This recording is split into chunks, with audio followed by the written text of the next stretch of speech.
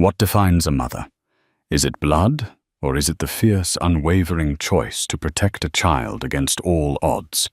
For Serafina Hayes, a lone widow on the brutal Arizona frontier.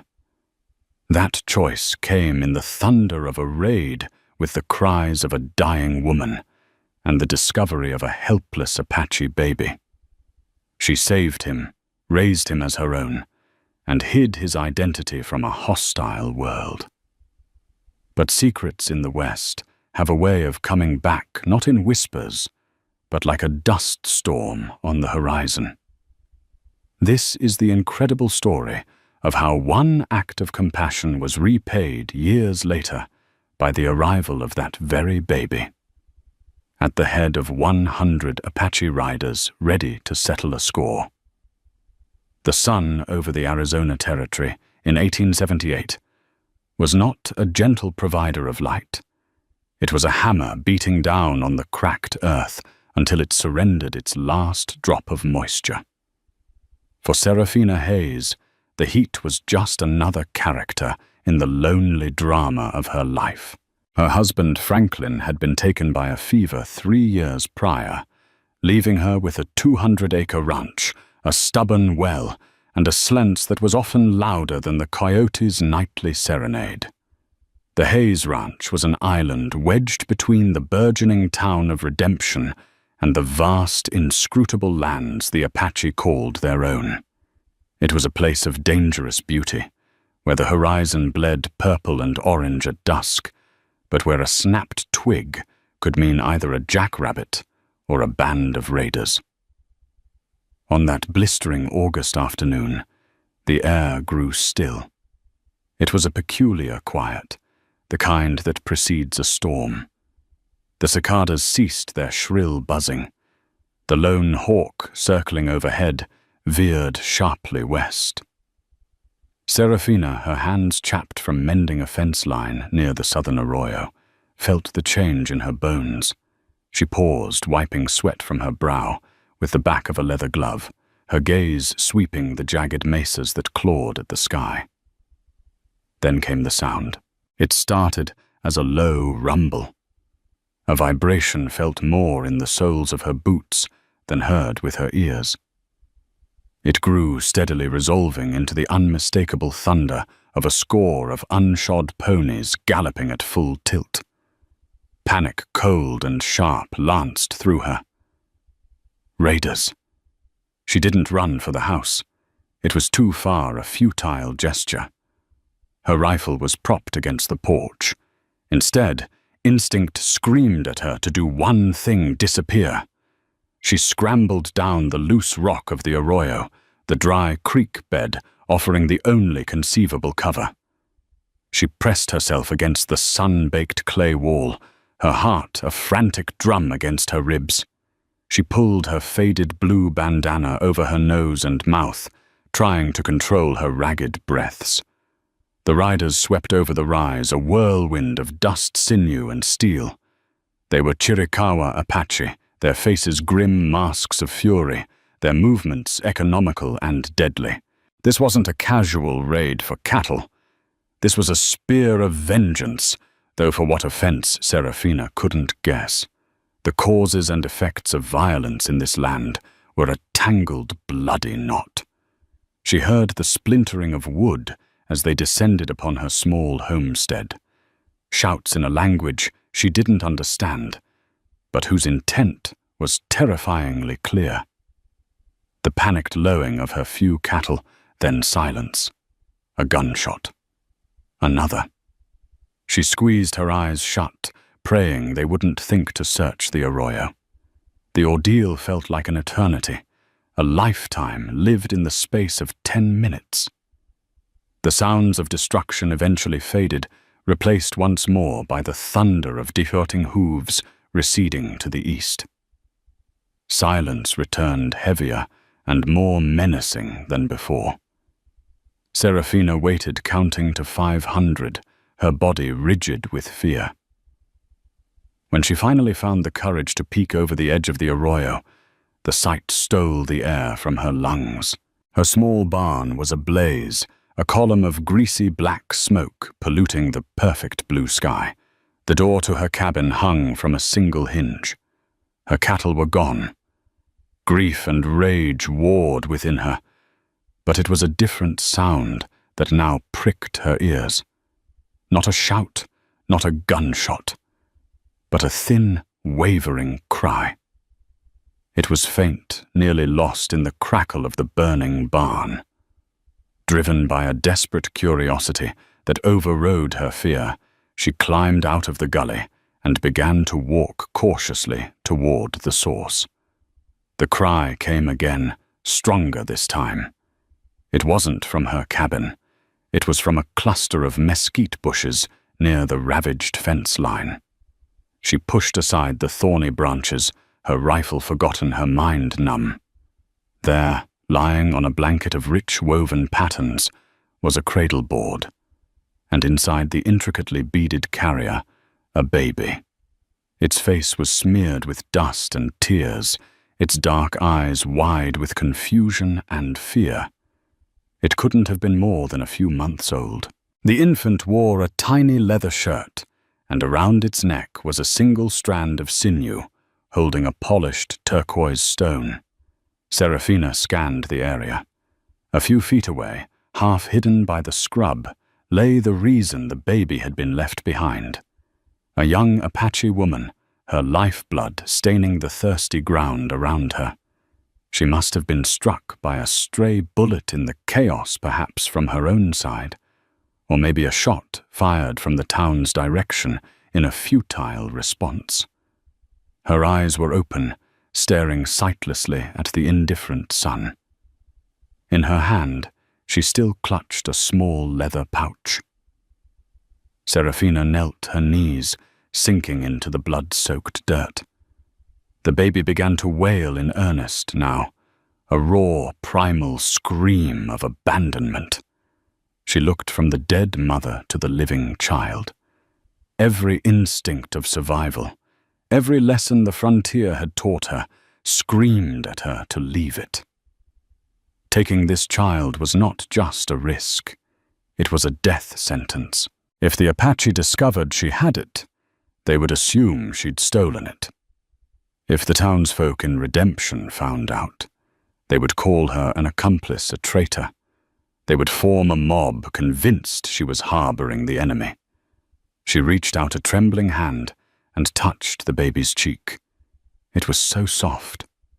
The wailing subsided into a hiccuping whimper. The baby's tiny hand uncurled its fingers instinctively, trying to grasp hers. In that moment, Serafina didn't see an Apache. She didn't see an enemy or a complication. She saw a child, orphaned in a storm of violence, just as she had been left alone by a storm of disease. Franklin was gone. Her home was a wreck.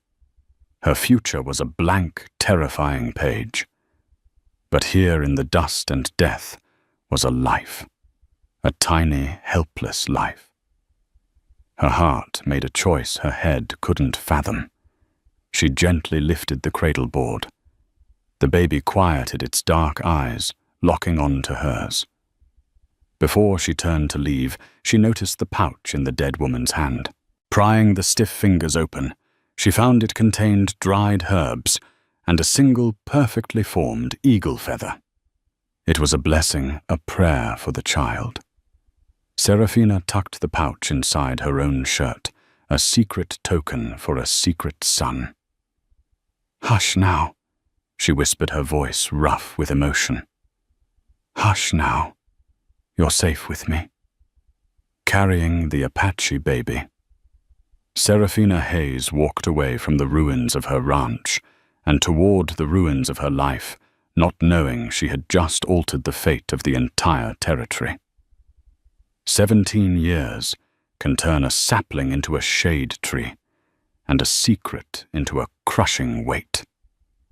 For Serafina Hayes, it had done both. The boy she had taken from the dust was now a young man, tall and lean, with eyes that held the deep, knowing darkness of his ancestors, and a smile he had learned from her. She had named him Leo. It was a simple, strong name, one that wouldn't draw questions. In the official town ledger filled out by a skeptical Sheriff Marcus Cole, he was listed as Leo Hayes, orphan, a distant nephew of her late husband, brought to her after his parents perished in a wagon fire back east. It was a thin story, but in the West, people were often more interested in a person's present grit than their murky past. Life had been hard, but they had rebuilt. Serafina, with a resilience that astonished her neighbors, had managed the ranch alone. With Leo's help as he grew, it even began to thrive. He had a preternatural gift with horses and a quiet way of understanding the land that felt deeper than anything she could teach him. He was a good son, devoted and hard-working. But their life was built on a foundation of unspoken truths. She never told him the full story of his rescue. He knew he was adopted, that his parents were gone. She'd framed it as a tragedy she had stumbled upon. But the word Apache was never spoken between them. She kept the cradle board hidden in the attic, wrapped in oilcloth, alongside the small leather pouch with the eagle feather and turquoise stone. They were his heritage, a birthright she was too terrified to give him. The town of Redemption had grown its dusty main street, now boasting a bank, a proper hotel, and the ever-present influence of a man named Bartholomew Bart Corbin. Corbin was a cattle baron of immense wealth and ambition, a man who saw the territory not as a home, but as a treasure chest to be plundered. He had a politician's smile, a predator's eyes, and a covetous gaze that had long been fixed on Serafina's land. The Hayes Ranch possessed the one thing Corbin's vast holdings lacked: the deep and reliable Sweetwater spring, which flowed even in the driest seasons. Corbin's initial offers had been polite, delivered over the rim of a whiskey glass in Sheriff Cole's office. A lone woman like you, Mrs. Hayes, shouldn't have to struggle so. I'll give you a fair price, more than fair. Serafina had always refused politely, but firmly. My husband and I built that place, Mr. Corbin. It's my home. It's not for sale. As years passed, and Leo grew from a bull into a capable young man, Corbin's methods grew less courteous. Fences were mysteriously cut, allowing his cattle to graze on her land and drink from her spring. A new ranch hand she hired was beaten senseless on the road from town and warned to stay away from the Apache lover. The whispers in town were a constant poison. Leo felt them most acutely. He was the widow's boy, the dark-skinned nephew. He was quicker, stronger, and smarter than many of the town boys, which only fueled their resentment. He endured the taunts and the sidelong glances with a stoicism that broke Serafina's heart. He never fought back with his fists, but with a quiet dignity that seemed to infuriate his tormentors even more. "Why do they hate us, Mama?" he asked one evening, his knuckles white as he gripped a pail of water. He was 16 then. A group of boys had cornered him behind the general store, calling him a half-breed. Serafina's hand paused from kneading bread dough. She looked at his proud, sharp profile, the high cheekbones and straight black hair that she could never explain away with stories of distant relatives. "They don't hate us, Leo." She lied, her voice softer than she intended. "They're ignorant. They fear what's different. What's so different about me?" He pressed his gaze unflinching. It was the question she had dreaded for 16 years. "Nothing," she said, turning back to her dough. "You're my son. That's all that matters." The lie felt like ash in her mouth. The breaking point arrived on Leo's 17th birthday. Bart Corbin, having failed to intimidate Serafina, decided on a new, more public tactic. He rode out to the ranch, flanked by 2 of his thuggish foremen. Serafina he boomed, not dismounting his large frame, casting a long shadow over her porch. "I'm here to make my final offer. $10 an acre. Take it, or I'll have the bank foreclose. I happen to know your mortgage is coming due. The mortgage is paid through the end of the year." "But, and you know it," Serafina retorted, her hand resting on the stock of the old rifle she kept by the door. Corbin's eyes slid past her to Leo, who stood just behind her, his face a stony mask. A cruel smirk played on Corbin's lips. "Maybe we should discuss the real value of this land," Corbin said, his voice dripping with insinuation. "A fine piece of property for a fine, upstanding citizen. Not for someone harboring secrets. The folks in town are getting mighty curious about your boy, Serafina. He doesn't look much like a Hayes. He looks like one of them. The very same kind that raided this valley 17 years ago." The air went cold. Serafina felt the blood drain from her face. Leo took a half step forward, his body rigid. "You get off our land, Mr. Corbin." Leo said, his voice a low growl Serafina had never heard before. Corbin laughed, a harsh, grating sound. "Your land, boy. You don't have any land. You don't even have a name. You're nothing but a savage whelp," she picked up out of the dirt. It was a guess, a shot in the dark, but it hit its mark with devastating accuracy. Serafina saw the flicker of confusion and then dawning horror in Leo's eyes. Before she could speak, before she could shield him, the damage was done. "Get out," Serafina said, her voice shaking with a cold fury. "Get out now, or so help me God. I will put a bullet in your black heart." Corbin held her gaze for a long moment, saw the promise of violence in her eyes, and decided he had accomplished his goal for the day. He tipped his hat with mock politeness. "You'll reconsider, Serafina?" "You'll have to." With a tug on his reins, he and his men wheeled their horses around and rode off, leaving a cloud of dust and shattered peace in their wake. Serafina turned to Leo. The questions he had been asking his whole life were now screaming in his eyes. He was lying. "Mama, wasn't he?" he asked, but his voice lacked conviction. She couldn't lie anymore. The weight was too heavy. That night, under the light of a single lantern, she climbed into the attic and brought down the oilcloth bundle. With trembling hands, she unwrapped the cradle board, its beads and quillwork still vibrant. She showed him the leather pouch, the turquoise stone, the eagle feather. She told him everything. The raid, the chaos, his dying mother, the impossible choice she had made in the arroyo. She spoke of her fear, her deception, and her overwhelming love for him.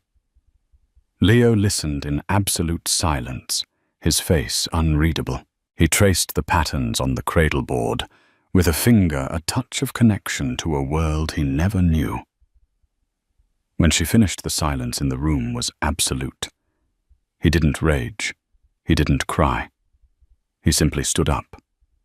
"All my life," he said, his voice hollow, "I've been a lie." "No," she pleaded, reaching for him. "You are my son." He pulled away gently. "I am your son," he agreed, his eyes meeting hers. "But I am someone else's too, and I don't even know his name." He walked to the door, took his bedroll, a canteen, and the small leather pouch Serafina had given him. "Leo, where are you going?" she cried, panic seizing her. "I don't know," he said, not looking back. "To find the part of me that isn't a lie." He stepped out into the night and disappeared into the darkness that had once delivered him to her. Seraphina Hayes was alone again. Her secret finally revealed her son, now lost, to the very heritage she had tried to save him from. The silence that descended upon the Hayes ranch after Leo's departure was a tangible thing. It was in the empty chair at the supper table, the unused tools in the barn, the quiet where his low whistle used to be as he worked with the horses. Seraphina felt his absence like a physical wound, a constant dull ache in her chest. For 17 years, her every action had been for him. Now her purpose was gone, vanished into the vast, unknowable wilderness. Bart Corbin did not wait long to press his advantage. With Leo gone, the whispers in redemption grew into open accusations. Mrs. Gable, the postmaster's wife, and the town's chief purveyor of gossip, held court daily at the general store. Can you believe it? 17 years she kept that savage in her house she'd proclaimed to a rapt audience. Right under our noses. No wonder he finally ran off. Blood will out, I always say. Blood will out. The story twisted and grew with each telling. Seraphina was no longer the brave widow who had rebuilt her life. She was a conspirator, a woman of loose morals who had consorted with the enemy. People who had once tipped their hats to her now crossed the street to avoid her gaze. The blacksmith refused to shoe her horse. The general store owner suddenly found his credit lines had tightened up when she came to buy supplies. She was an outcast. Her only ally was Finn O'Connell, the grizzled Irish ranch hand she'd hired a few years back. He was loyal to a fault, having been an outsider himself his whole life. "Pay them no mind, ma'am," he'd say, his face grim, as he repaired yet another fence Corbin's men had cut. "They're a pack of jackals emboldened by a lion. Corbin's the real poison in this valley." But Corbin's poison was seeping everywhere. One morning, Seraphina went to the spring to find the water tainted, fouled with the carcass of a diseased calf. It was a cruel, deliberate act designed to cripple her. It took Finn and her a week of back-breaking work to clear the spring and trust its water again. The final blow came in the form of a registered letter from the bank in Prescott. It was a notice of foreclosure. Corbin, a major shareholder in the bank, had manufactured a series of fictitious defaults and called in her entire loan, due in 30 days. It was an impossible sum. He had her cornered. Sheriff Marcus Cole rode out to the ranch, his face etched with weary resignation. He was a man who believed in the law, but he was learning that the law was a tool easily bent by money and power. "Sarah, I'm sorry," he said, twisting his hat in his hands on her porch. "I went to the judge. I told him this was Corbin's doing, but the paperwork is all legal. Forged, I'm sure, but legal on its face. My hands are tied." "So that's it?" Seraphina asked, her voice flat. "He just wins. He takes my home, the land. Franklin died for the place I raised my son. He's offered to buy the debt." Cole admitted, unable to meet her eyes. "It means you'd walk away with a few $100. It's better than nothing." "Nothing is what he deserves," she spat. "This isn't about money, Marcus. It's about theft. It's about him trying to erase me." "I know," the sheriff said softly, "but I can't stop it. In 30 days they'll send a federal marshal to execute the order. If you resist, you'll be arrested." After the sheriff left, Seraphina stood on her porch looking out at the land that was her entire world. She saw the ghosts of her life everywhere. Franklin digging the post holes for this very porch, a small Leo falling from the pony she'd bought him, his tears quickly turning to determined resolve. This land was not just dirt and rock, it was memory. It was her soul. And she would not let Bart Corbin have it. A different kind of resolve settled over her, cold and hard as iron. The grief and fear of the past few months burned away, leaving behind a pure, defiant anger. If she was to lose everything, she would not lose it quietly. Over the next few weeks, she and Finn worked not to save the ranch, but to fortify it. They boarded up the back windows. They hauled ammunition and provisions into the cabin. They set up strategic points of cover behind the stone well and the wood pile. Finn, who had served in the British Army before coming to America, showed her how to create cross lanes of fire. "If they want to fight, ma'am," he said, checking the action on his Spencer rifle. "We'll give 'em one they won't soon forget." The 30 days passed like a dream.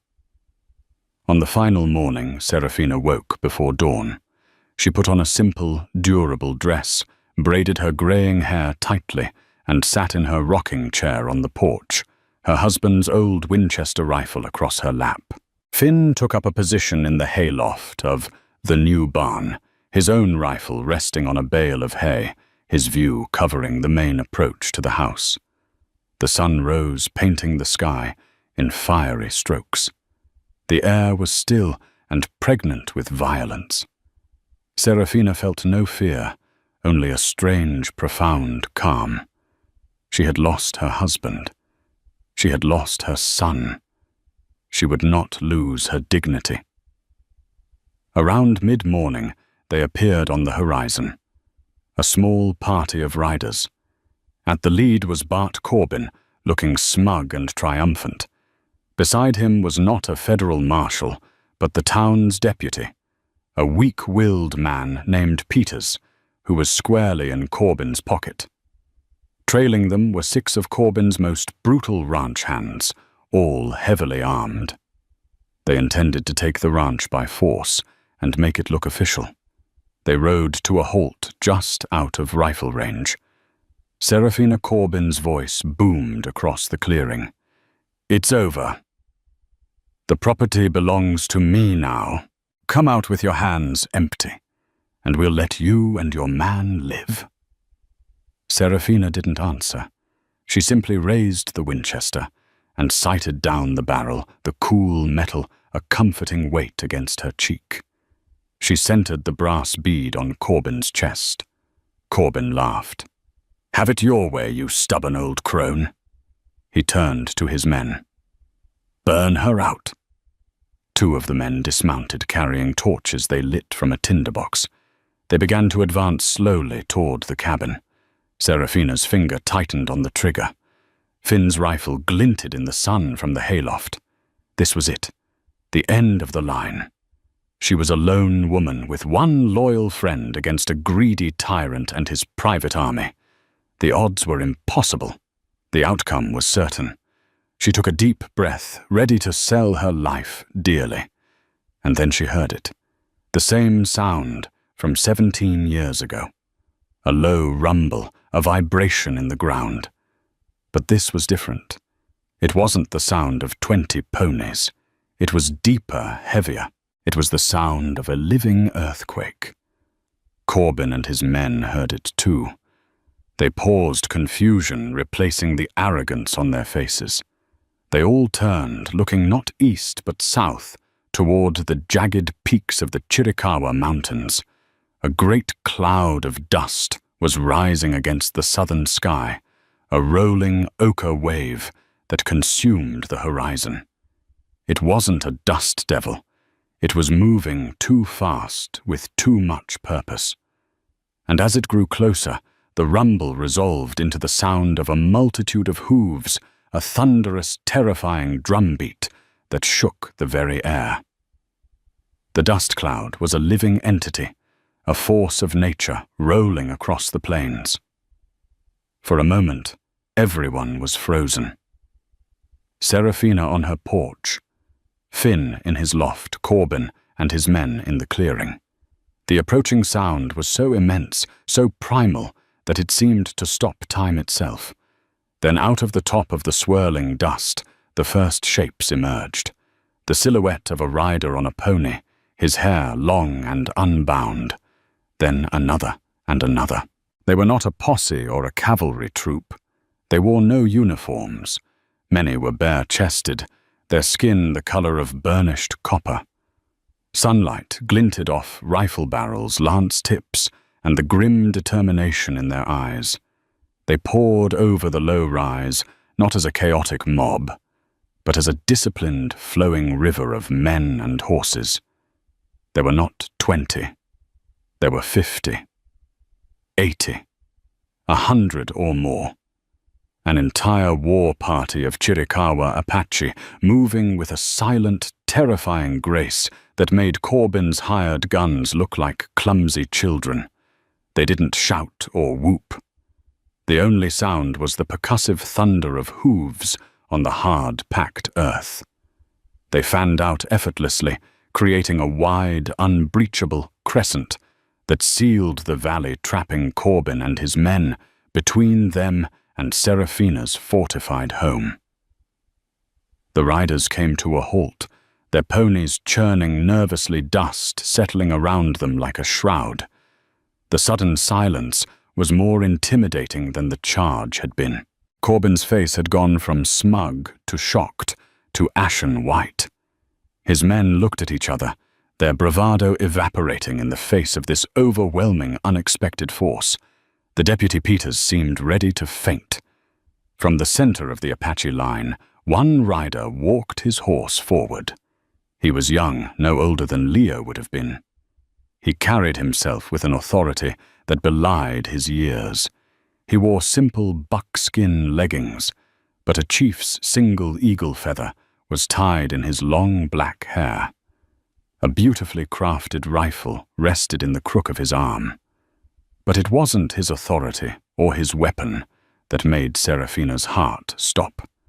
It was his face, the sharp line of his jaw, the high cheekbones, the intense dark eyes that missed nothing. It was Leo. But it wasn't. The boy who had left in confusion and shame was gone. In his place was a man who knew exactly who he was. He stopped his horse 20 yards from Corbin.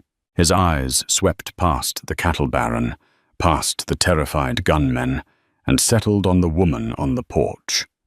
He looked at Serafina, and for a fleeting second she saw a flicker of the boy she had raised. Then his gaze hardened, turning back to Corbin. "This land is under my protection," he announced. His voice was deeper than she remembered, clear and carrying in the tense air. He spoke perfect English, without a trace of an accent, which seemed to unnerve Corbin even more. Corbin, sputtering, found his voice. "Who in the hell are you?" The rider's lips curled in a slight, humorless smile. "My mother called me Leo. My people call me Nantan." Nantan, the Apache word for leader, for chief. "This is a legal matter, boy," Corbin blustered, gesturing with the foreclosure notice as if it were a shield. "This is settler land, governed by United States law. You have no say here." Nantan's gaze was cold. "This was Apache land long before the United States existed. It is the land of my mother," he said, nodding almost imperceptibly toward Serafina. "And you are not welcome here." "Your mother," Corbin stammered, his eyes darting from Nantan to Serafina and back again, the horrifying truth finally dawning on him. The savage whelp he had mocked had returned, and he hadn't come back alone. "She gave me my life," Nantan said simply. "I am here to ensure she keeps her home. You will leave now." One of Corbin's men, a foolhardy brute named Hank, decided his fear was less than his pride. "We ain't taking orders from no redskin," he yelled, and began to raise his rifle. He never finished the motion. An arrow, a black streak almost too fast to see, materialized from the Apache line and buried itself deep in the stock of Hank's rifle, splitting the wood and tearing the weapon from his grasp. Hank stared at his splintered, empty hands in disbelief. Every warrior in the crescent now had a weapon aimed. The air crackled with deadly intent. Nantan hadn't moved. He hadn't even looked at Hank. His eyes remained locked on Corbin. "I will not ask again," Nantan said, his voice dropping to a low, dangerous register. "The woman who lives here rescued a child from death. She raised him when his own people could not. For this she has the honor and protection of the Chiricahua. Anyone who harms her or her property harms us. You have brought armed men to threaten an honored woman. This is a great insult." He paused, letting the weight of his words sink in. "By our laws, we could take your lives for this insult. By your laws, you are trespassing and menacing a landowner. By any law, you are wrong." He gestured with his chin toward the road back to redemption. "Go. And do not return. The next time you come to this valley, you will be met with more than just a warning." Corbin stared at the 100 silent riders, at the arrow quivering in his man's rifle stock, at the unyielding face of the young chief. He saw no room for negotiation, no weakness to exploit. He saw only his own death. Defeated and utterly humiliated, he wrenched his horse's head around. "Let's go!" he snarled at his men. Without another word, they galloped away, a disorderly retreat of shame and fear. The Deputy Peters was the fastest of them all. The valley was quiet again, save for the soft snorting of the ponies and the whisper of the wind. Nantan watched until Corbin's party was nothing but a speck of dust in the distance. Then and only then did he turn his horse and ride slowly toward the porch. He dismounted and stood at the bottom of the steps, looking up at the woman who had saved him. The rifle was still across her lap, but her hands were trembling now. Tears streamed freely down her face. He saw the rifle, the fortified windows, and understood instantly what had been about to happen. His face softened, the hard mask of the chief replaced by the expression of a son. "Aina," he said softly, using the Apache word for mother. "I came as fast as I could." Serafina let the rifle slide from her lap, the clatter on the wooden porch breaking the spell. She stood up on unsteady legs and walked down the steps. She stopped in front of him. This man who was her boy. This stranger who was her son. She raised a trembling hand and touched his face just as she had done in the arroyo all those years ago. He was real. He was here. He had come back for her. The 100 riders remained where they were, a silent, watchful perimeter. They were not an occupying army. They were a shield, granting a small pocket of peace in the center of the valley for a reunion that bridged 2 worlds. Serafina couldn't speak. She just looked at him, tracing the lines of his face. He was broader in the shoulders, his features sharpened by hardship and resolve, but his eyes were the same. They held the same depth, the same soul she had known since he was an infant. "How?" she finally managed to whisper. "How did you find them? How did you become this Nantan?" Led her to the porch steps, and they sat down, the wary eyes of his warriors still upon them. Finn, seeing the situation, had resolved itself, quietly descended from the loft, keeping a respectful distance. "When I left, Nantan began his voice low. I had nothing but the pouch you gave me, and a name I didn't know. I walked south into the mountains. I didn't know what I was looking for. I think I was just looking for a place that felt true. He described weeks of near starvation, of surviving on instinct, and the faint echoes of a life he couldn't remember. He was eventually found by an Apache hunting party. They were suspicious, seeing a boy dressed in settler's clothes, but with the face of one of their own. They took him to their leader, an old, wise chief named Cochise. I showed him the turquoise stone and the eagle feather. Nantan continued. When Cochise saw them, he grew quiet. He told me the story. The raid 17 years ago was not for cattle. It was to reclaim sacred land a railroad survey team had desecrated. It was a day of great anger and sorrow. Many were lost, including his own niece and her infant son. Serafina's breath caught in her throat. The baby Nantan said his eyes meeting hers was presumed dead lost in the chaos. His mother was my mother. Cochise, he is my great-uncle. The truth settled between them, immense and profound. The child she had rescued was not just any Apache baby. He was the blood kin of their most revered leader. They didn't believe me at first, he explained. But I knew things. I knew how to gentle a horse without breaking it. A skill you taught me, but it felt familiar to them. I knew the names of certain stars from the nights we spent on the porch, and I spoke of the woman with hair like the setting sun who saved me. Cochise said his niece had always said that if she ever had a friend among the white eyes, it would be someone with a fire in their hair and their heart. Over months, he proved himself. He learned the language, the customs, the skills of a warrior. He learned his given name was Taza.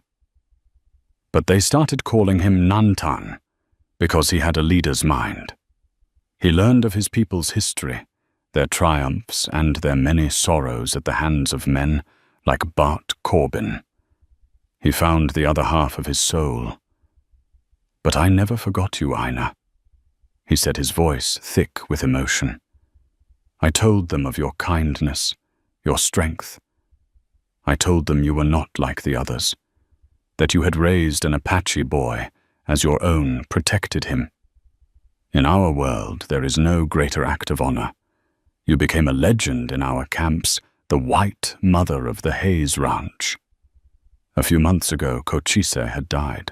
With his last breath, he had named Nantan as one of his successors, a leader for a new generation, one who understood the ways of both worlds. His first act as chief was to send scouts to watch over Serafina. They told me of Corbin Nantan's voice hardened.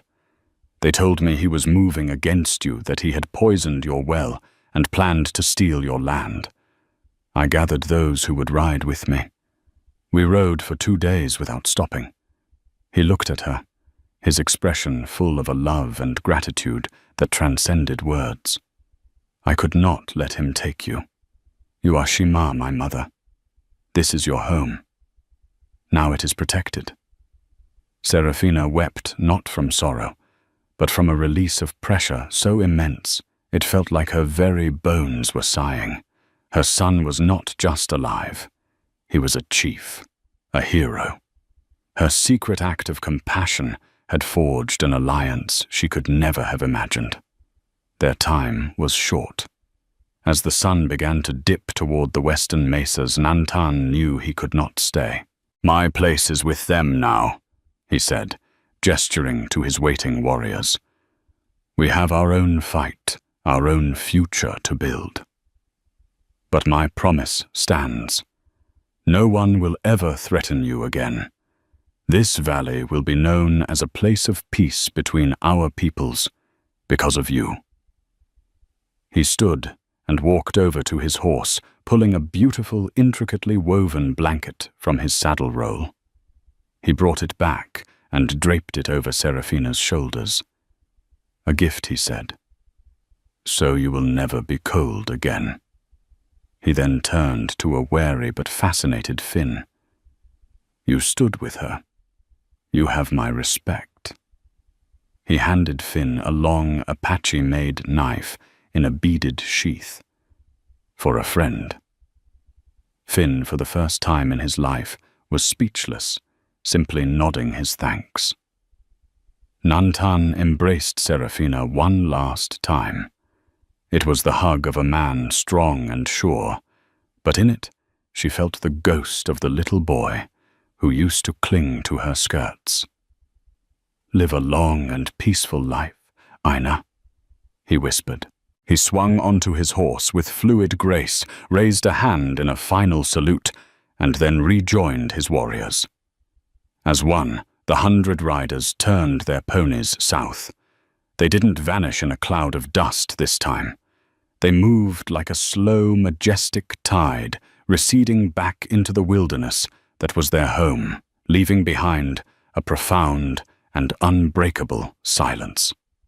Serafina stood on the porch, the chief's blanket around her shoulders, and watched until the last rider disappeared over the horizon.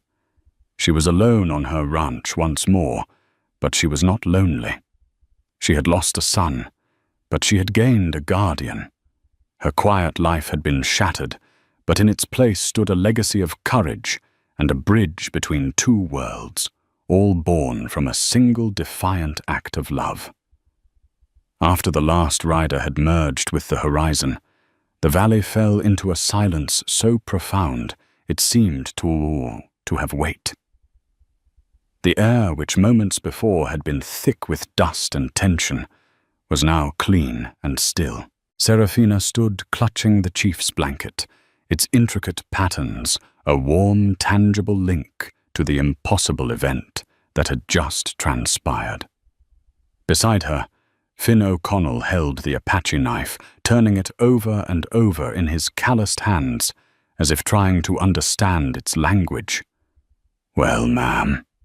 Finn finally broke the quiet, his voice raspy with awe. "I've seen a thing or two in my time, but I have never seen a reckoning delivered so damn politely." A watery smile touched Serafina's lips. A reckoning. That's what it was.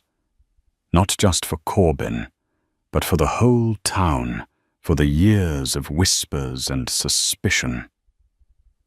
She looked at the fortified house, the boarded windows, the rifle lying on the porch. They were relics of a battle she had been prepared to lose. Now they seemed foolish, like a child's barricade against a tidal wave that had chosen to part around her. "We should take these boards down." "Finn," she said, her voice steady. "There's no need for them anymore." The next day, Serafina made a decision. She would go into redemption. "Ma'am, I don't think that's wise," Finn argued, his brow furrowed with concern. "Let the dust settle, as they say. Corbin may be licking his wounds, but he's a venomous snake. The town, they won't know how to act. That's exactly why I have to go, Finn," she replied, her resolve firm. "I have spent 17 years hiding, 17 years afraid of what people thought. Yesterday my son rode 100 miles to tell me I didn't have to be afraid anymore. I will not dishonor his gift by cowering on my own land." She did not dress in her plainest frock, the one she wore to be invisible. She chose a good dress, one of respectable blue cotton, and over her shoulders she draped Nantan's blanket. It was a bold, deliberate choice. It was not a trophy. It was a statement of identity. It was her son's protection, made visible a banner of her unique and unassailable new status. When she rode her wagon into Redemption's main street, the effect was immediate. A hush fell over the town. The clang of the blacksmith's hammer ceased. Men talking on the boardwalk trailed off mid-sentence. Faces appeared in windows. It was the same reaction a hawk gets when it circles over a chicken yard. But the stares were different now. The open scorn was gone, replaced by a potent cocktail of fear, awe, and grudging respect. They weren't looking at the Apache lover anymore.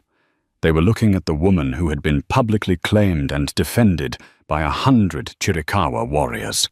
Mrs. Gable, who had been holding court on the steps of the post office, froze with her mouth agape before scurrying back inside, slamming the door behind her.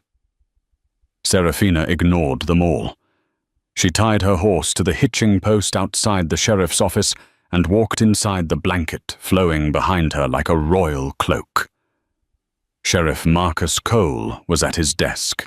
Bart Corbin was standing before him, his face purple with rage, his expensive suit rumpled.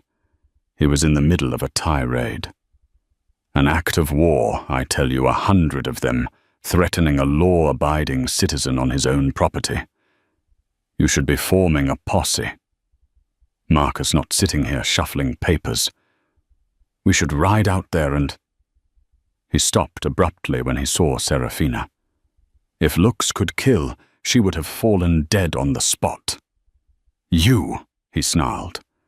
This is your fault. You brought this plague upon us. Serafina met his gaze without flinching. The only plague in this valley, Bart, is your greed. You came to my home with armed men to enforce a fraudulent foreclosure. You were the one who broke the law. Fraudulent, Corbin scoffed, turning to the sheriff. I have the bank documents right here.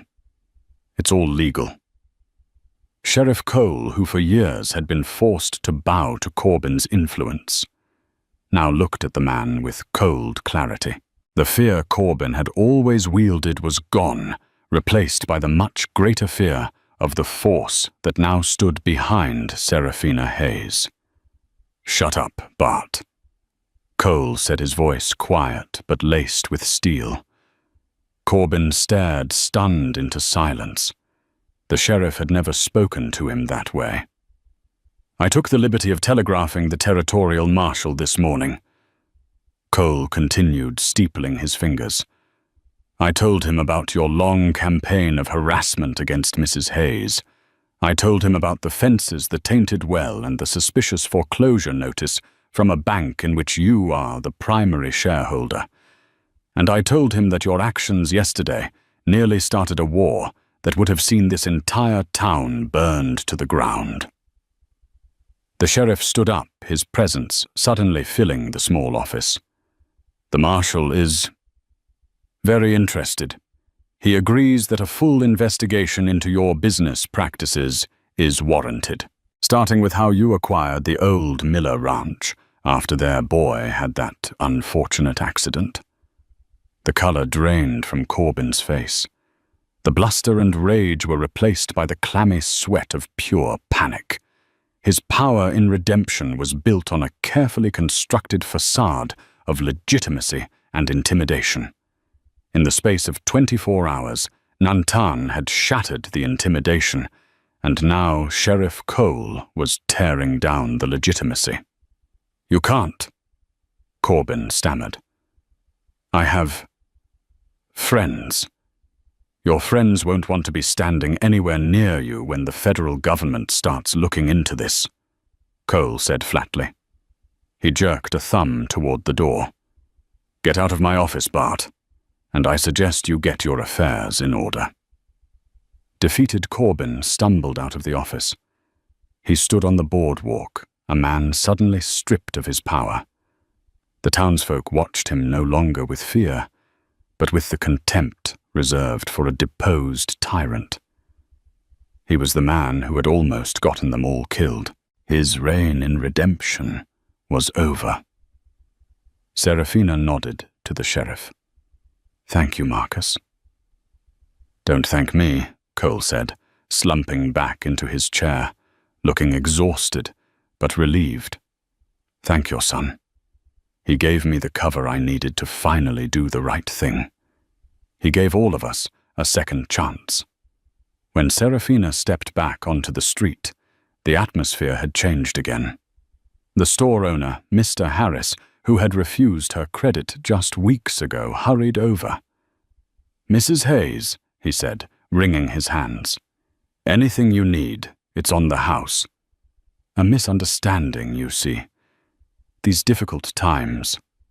Serafina just looked at him. "That won't be necessary, Mr. Harris. I pay my own way." She walked into his store, bought her supplies, and paid in cash, the transaction observed in reverent silence by the other customers. She returned to the ranch as the sun bled orange and purple across the mesas. The land felt different. It was no longer a place of struggle and isolation. It was a sanctuary, a kingdom of 200 acres with an unbreachable wall of mountains and memory. She stood on the porch, the evening breeze cool on her face, and looked south toward the Chiricahua peaks. She couldn't see them, but she could feel them. She could feel him. The echo of 100 horses still resonated in the soil, a promise that she was and always would be protected. Her son was gone, but for the first time in 17 years, Serafina Hayes was truly home. Serafina Hayes lived out her days on the Hayes Ranch, never again bothered by Bart Corbin or any other man with greed in his heart. The story of the widow protected by an Apache chief became a legend in the territory, a stark reminder that courage and compassion could be more powerful than any rifle or forged deed. Her son Nantan became a great leader, known for his wisdom and his fierce desire for a just peace. They never lived together again, but their bond, forged in violence and sealed by love, forever changed a small corner of the American West. What would you have done in Serafina's place? Would you have risked everything for an orphaned child, the supposed enemy? The choices made on the frontier weren't just about survival. They were about the kind of world people wanted to build. If this story of incredible bravery and the unbreakable bond of a mother's love moved you, please give this video a like and share it with someone who appreciates tales of the real Wild West. And don't forget to subscribe and hit the notification bell so you won't miss our next story from the pages of history.